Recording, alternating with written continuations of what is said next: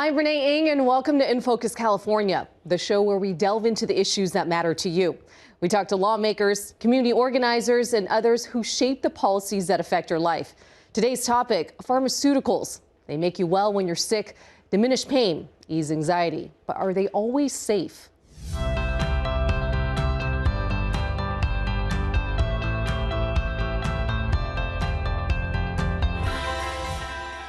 Pharmaceuticals are sold over the counter or prescribed by physicians. They've undergone rigorous testing and are approved by the Food and Drug Administration. So they must be safe, right? Take, for example, a popular drug for heartburn. Could it be dangerous? A local lawyer says the answer is a resounding yes. He says all you need to do is take a look at the science and meet one of his clients. Since I was about 18, I've had this thing where I choke on food. It's pretty scary. Northern California native Walter Hansen says he had a horrible choking feeling every time he ate. Kind of feels like drowning or something, and it's not comfortable. He says a gastroenterologist finally recommended taking ranitidine, also known by its brand name Zantac, in 2007. It's a popular over-the-counter medicine used to treat heartburn. That made the problem almost non-existent. And I've been taking it ever since. Hansen says Zantac made him feel so much better that he took it every day for over 10 years, seemingly with no side effects. I went along great for years and years. Went along great until January of 2018. That's when Hansen got some very bad news from his doctor.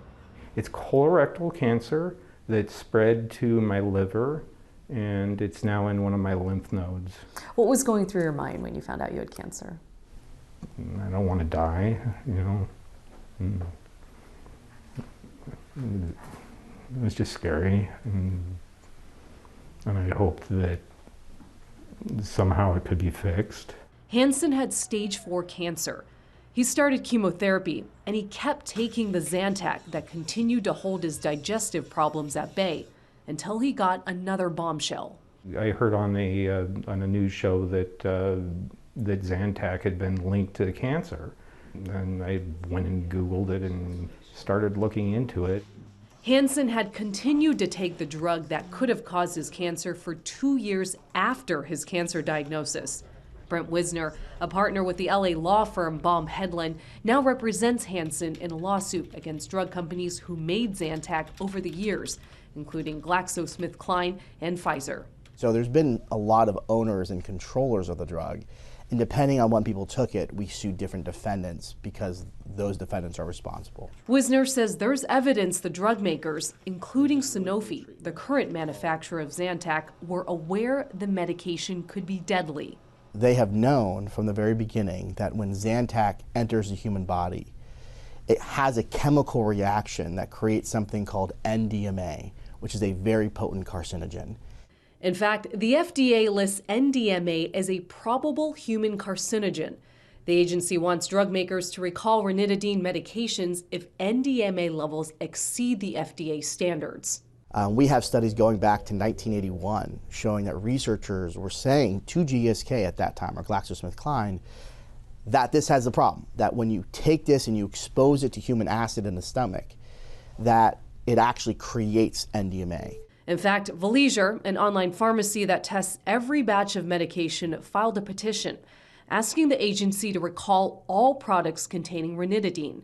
The reason? Valizer concluded that ranitidine-containing medications could generate very high levels of NDMA in the human body. They found levels of NDMA that are staggeringly high. The FDA's daily allowable limit is 96 nanograms. They're finding it between 300,000 to 3 million nanograms in just one tablet of Zantac. While Hansen continues to fight cancer, he has this to say to the drug makers. Did you say we're going to make $1 billion and some people are going to die and that's okay? And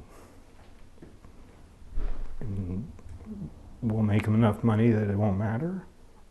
I don't know. Walter Hansen's lawsuit was filed this fall. No word yet on when it will go to court.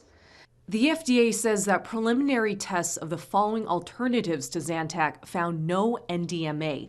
They include Tagamet, Nexium, Prevacid, and Prilosec. We reached out to the companies named in the lawsuit. Boehringer Ingelheim's response says, in part, patients come first and their safety is our top priority. GlaxoSmithKline's response reads, we cannot comment on the specifics of the litigation. However, we take this issue very seriously as patient safety is our utmost priority. Lastly, Chattanam and its parent company Sanofi say we do not comment on ongoing litigation.